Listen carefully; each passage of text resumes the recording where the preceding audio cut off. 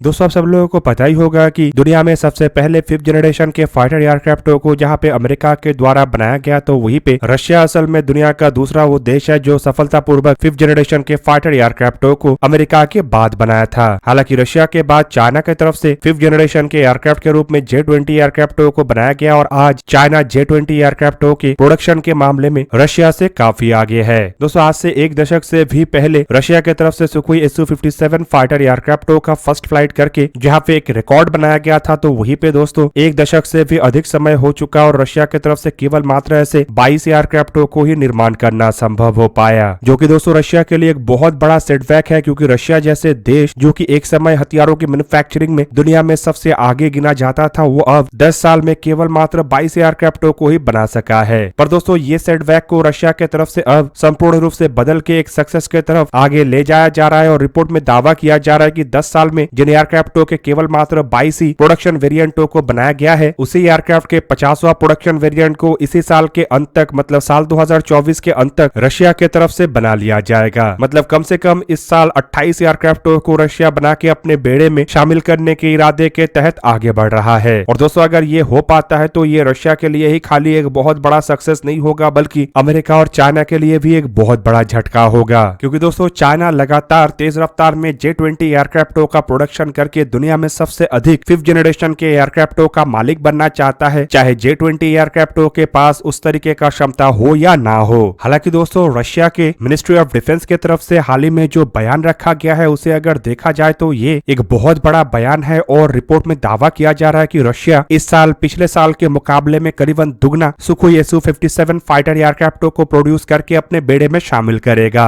Even United aircraft corporation के CEO Yuri स्लसूर की तरफ से भी अपने बयान में सुखोई Su-57 फाइटर एयरक्राफ्ट को लेके कई सारे बड़े बड़े बातों को रखा गया और उनके मुताबिक रशिया के एयरफोर्स को सुखोई कॉर्पोरेशन या फिर कहे तो यूनाइटेड एयरक्राफ्ट कॉर्पोरेशन की तरफ से already Sukhoi Su-57 5th generation के फाइटर एयरक्राफ्ट का डिलीवरी शुरू कर दिया गया है। और यूरी स्लसूर के बयान के मुताबिक अब इन एयरक्राफ्ट के प्रोडक्शन को हर साल दुगने के रेट में बढ़ाया जा रहा है। उन्होंने अपने बयान में ये भी बताया कि पिछले साल जितने एयरक्राफ्ट को निर्माण किया गया है, इस साल मतलब साल 2024 में उससे करीबन दुगने एयरक्राफ्ट को निर्माण किया जाएगा। यूनाइटेड एयरक्राफ्ट कॉर्पोरेशन के तरफ से साल 2023 में रशियन एयरफोर्स को करीबन 12 सुखोई Su-57 फाइटर एयरक्राफ्ट का डिलीवरी किया गया था, जबकि साल 2022 को अगर देखा जाए तो रिपोर्ट के मुताबिक साल 2022 की तुलना में साल 2023 में इन एयरक्राफ्ट का निर्माण और डिलीवरी करीबन दुगना था। और इस तर्ज पे अगर देखा जाए तो रशिया के पास फिलहाल साल 2024 के शुरुआती समय तक करीब करीब 20 से अधिक, मतलब करीबन 22 के आसपास सुखोई Su-57 के प्रोडक्शन वेरिएंट या ऑपरेशनल वेरिएंट है। और इन एयरक्राफ्ट के संख्या को साल 2024 के अंत तक कम से कम 50 एयरक्राफ्ट तक करने का इरादा है। अब दोस्तों आप लोगों के जानकारी के लिए बता दूं कि रशिया को अपना पहला सुखोई Su-57 एयरक्राफ्ट का जो प्रोडक्शन वेरिएंट है वो साल 2020 के अंत में, मतलब दिसंबर महीने में मिला था। हालांकि ये जो प्रोडक्शन वेरिएंट था ये असल में दूसरा प्रोडक्शन वेरिएंट था, जबकि पहला जो एयरक्राफ्ट था वो डिलीवरी से पहले ही एक हादसे का शिकार बन गया था। वहीं पे दोस्तों रशियन मिनिस्ट्री ऑफ डिफेंस के तरफ से यूनाइटेड एयरक्राफ्ट कॉर्पोरेशन के सामने करीबन 76 ऐसे एयरक्राफ्ट का ऑर्डर अब तक दिया जा चुका है। और आप लोगों के जानकारी के लिए बता दूं कि इस ऑर्डर में टोटल 2 अलग अलग एयरक्राफ्ट का जिक्र है, जिनमें जो पहला कुछ एयरक्राफ्ट मतलब साल 2023 तक जिन एयरक्राफ्ट का डिलीवरी किया गया है, उन एयरक्राफ्ट को बेस वेरिएंट के रूप में देखा जा रहा है। और अब जिन एयरक्राफ्ट का डिलीवरी किया जाएगा वो असल में इन एयरक्राफ्ट के अपग्रेडेड वेरिएंट होगा, जिनमें की नए ताकतवर तरीन इसडेलियर 30 इंजन या फिर कहते हो प्रोजेक्ट 30 इंजन का इस्तेमाल होगा और नए एवियोनिक्स और रडार का भी इस्तेमाल होगा, जिससे कि पहले के एयरक्राफ्ट में जो थोड़ा बहुत कमियां था उस कमियों को दूर करते हुए नए ताकतवर तरीन एयरक्राफ्ट के रूप में इन एयरक्राफ्ट को रशिया के बेड़े में शामिल किया जाएगा। अब दोस्तों आप लोगों के जानकारी के लिए यह भी बता दूं कि रशिया के पास एयरक्राफ्ट के जो प्रोडक्शन कैपेबिलिटी है वो किसी भी तरीके से कम नहीं है और रशिया काफी तेज रफ्तार में काफी बड़े संख्या में एयरक्राफ्ट का निर्माण तो कर सकता है, लेकिन सुखोई Su-57 फाइटर एयरक्राफ्ट के प्रोडक्शन के रफ्तार को इसीलिए कम रखा गया था ताकि एयरक्राफ्ट के अपग्रेडेड वेरिएंटों को बनाया जा सके। और रिपोर्ट में दावा किया जा रहा है कि अपग्रेडेड वेरिएंट बनने के बाद रशिया की तरफ से तेज रफ्तार में इन एयरक्राफ्ट का प्रोडक्शन शुरू किया जाएगा और सभी 76 एयरक्राफ्ट का डिलीवरी रशिया साल 2028 तक अपने बेड़े को कर देगा। अब दोस्तों साल 2023 के अंत तक अगर रशियन एयरफोर्स को 22 एयरक्राफ्ट का डिलीवरी मिला है तो उस हिसाब से रशिया को और ऐसे करीबन 54 और एयरक्राफ्ट का डिलीवरी करना है। और साल 2024 के शुरुआत से अगर साल 2028 के अंत तक देखा जाए तो ये टोटल 4 साल होता है, जिसका सिंपल मतलब यह है कि इस 4 साल में रशिया के द्वारा हर साल 12 से 14 एयरक्राफ्ट का निर्माण किया जाएगा। पर इस साल अगर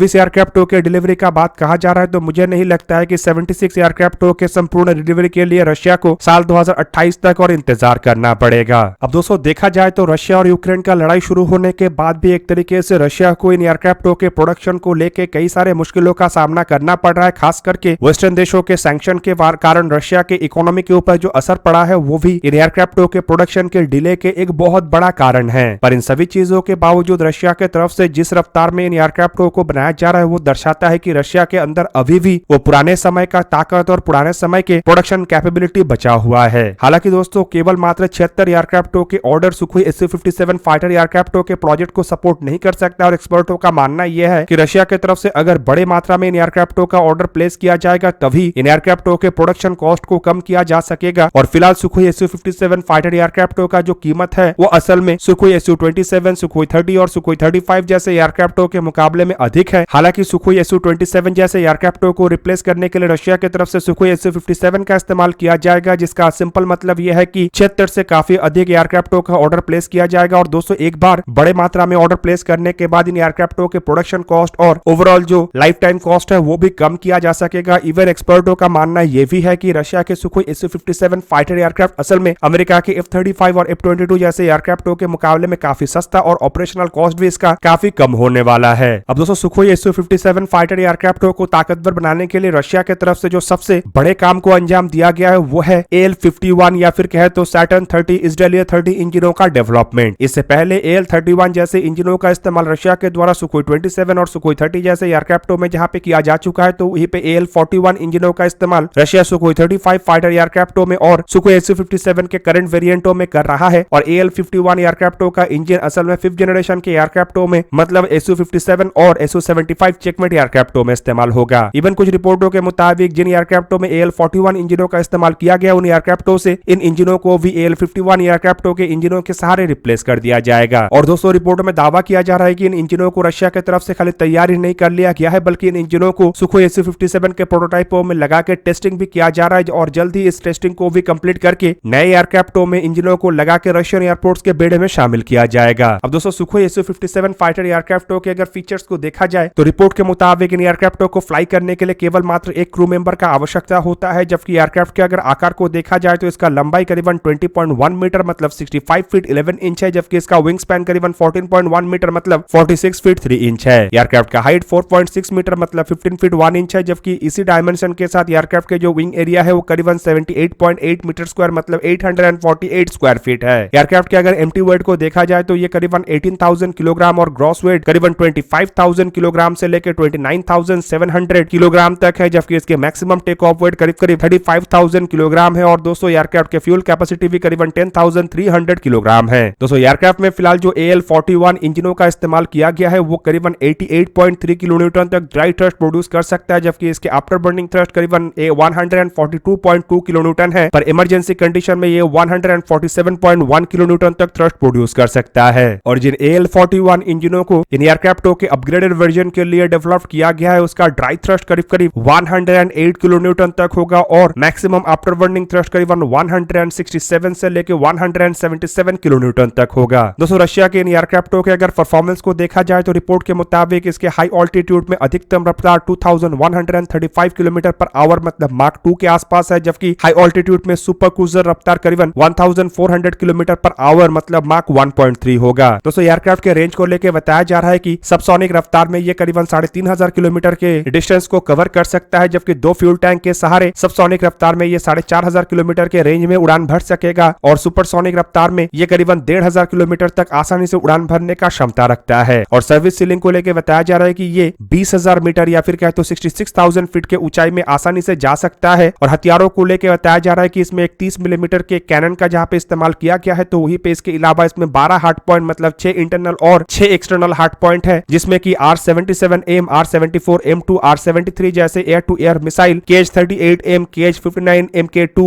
KH-69 जैसे air to surface missile, KH-35U, KH-31 जैसे एंटी शिप मिसाइल और KH-58 USHK जैसे एंटी रेडिएशन मिसाइल के साथ साथ KV-250 guided bomb, KV-500 guided bomb और एंटी टैंक ड्रिल 500 किलोग्राम के क्लस्टर बॉम्ब लगाया जा सकता है। और दोस्तों एवियोनिक्स के रूप में बताया जा रहा है कि इन एयरक्राफ्टों में रशिया की तरफ से SH-121 multi functional integrated radio electronic system system, 400 kilometre के रेंज में 60 टारगेटों को ट्रैक और 16 टारगेटों को एंगेज कर सकने वाले active electronical scan array radar. Even इसके अलावा N036101 frontal X band active electronical scan array radar, N036B101 check X band active electronical scan array radar, N036L101 stall L band array IFF system, L402 Himalaya electronic counter measure system, 101 KS alloy electro optical targeting system, जबकि इसके अलावा laser designator infrared counter measure, infrared search and tracking, ultraviolet missile approach warning system, targeting pod, thermal image, low altitude flight और night landing capability इक्विपमेंटों को भी लगाया गया है। दोस्तों आप लोगों को क्या लगता है कि रशिया की तरफ से ये जो एयरक्राफ्टों के प्रोडक्शन को लेकर एक बड़ा तैयारी किया जा रहा है, रशिया को कितना हद तक सफलता की तरफ ले जाएगा? कमेंट करके अपनी राय अवश्य दीजिए। दोस्तों आज के इस वीडियो को यहीं पे ही करते समाप्त। किसी और एक दिन किसी और एक वीडियो में मिलेंगे, तब तक के लिए जय हिंद, वंदे मातरम।